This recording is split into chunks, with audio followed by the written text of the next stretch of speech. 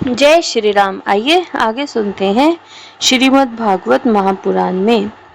जब भगवान वराह का सामना हिरण्याक्ष से हुआ तो भगवान ने शत्रु की गदा के प्रहार से खुद को टेढ़े होकर बचा लिया। ठीक वैसे ही जैसे योगसिद्ध पुरुष मृत्यु के आक्रमण से खुद को बचा लेते हैं।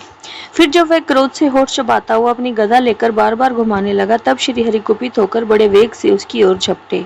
सौम्य स्वभाव विदुर जी, तब प्रभु ने शत्रु की दाहिनी भुजाओं पर गदा की चोट की, किंतु गदा युद्ध में कुशल हिरण्याक्ष ने उन्हें बीच में ही अपनी गदा पर ले लिया। इस प्रकार श्री हरि और हिरण्याक्ष एक दूसरे को जीतने की इच्छा से अत्यंत क्रोध होकर आपस में भारी गदाओं से प्रहार करने लगे। उस समय दोनों में ही जीतने की होड़ लग गई। दोनों के ही अंग घायल हो चुके थे। अपने अंगों के घावों से बहने वाले रुधिर की गंध से दोनों का ही क्रोध बढ़ रहा था और दोनों ही तरह तरह के पैतरे बदल रहे थे।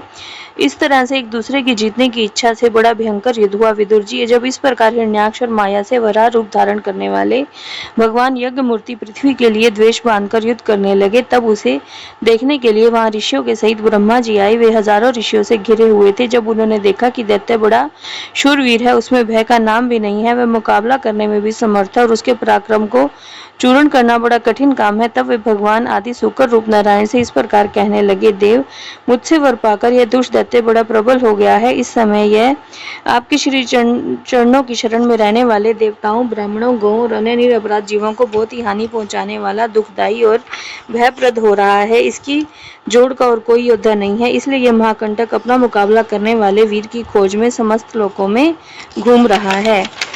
यह दुष्ट बड़ा ही मायावी, घमंडी और निर्कुंज है। बच्चा जिस प्रकार क्रुद्ध हुए सांप से खेलता है, वैसे ही आप इससे खिलवाड़ ना करें। देव, जब तक यह दारुण दैत्य अपनी बल बुद्धि की बेला को पाकर प्रबल हो, इससे पहले ही आप अपनी योग माया को स्वीकार करके इस पापी को मार डालिए। प्रभु देखिए, लोकों का संहार करने वाली संध्या की भयंकर वेला आना ही चाहती है। सर्वात्मन, आप इससे पहले ही इस असुर को मारकर देवताओं को विजय प्रदान कीजिए।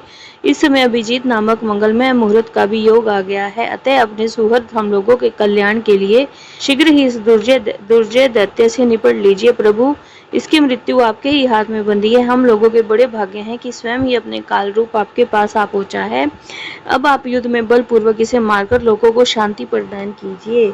ये 18वां अध्याय था, जिसमें हिरण्याक्ष और भगवान विष्णु के युद्ध के बारे में बताया गया है कि भगवान विष्णु जब वराह का रूप लेके पृथ्वी माता को बचाने के लिए समुद्र में जाते हैं, तो वहां पर हिरण्याक्ष अपने मद में चूर हुआ भगवान वराह से युद्ध करता है और एक दूसरे पर जब गदा का प्रहार करते हैं भगवान विष्णु और हिरण्याक्ष, तो ब्रह्मा जी बीच में आते हैं और कहते हैं कि प्रभु, आप अपनी योग माया को स्वीकार करके इसका अंत कर दीजिए, क्योंकि अब समय आ चुका है इसके अंत का।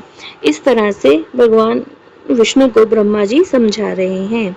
इति श्रीमद्भागवते महापुराणे परमहंस्या संहिताया तृतीय स्कंधे हिरण्याक्षवधे 18 अध्याये। जय श्री राम।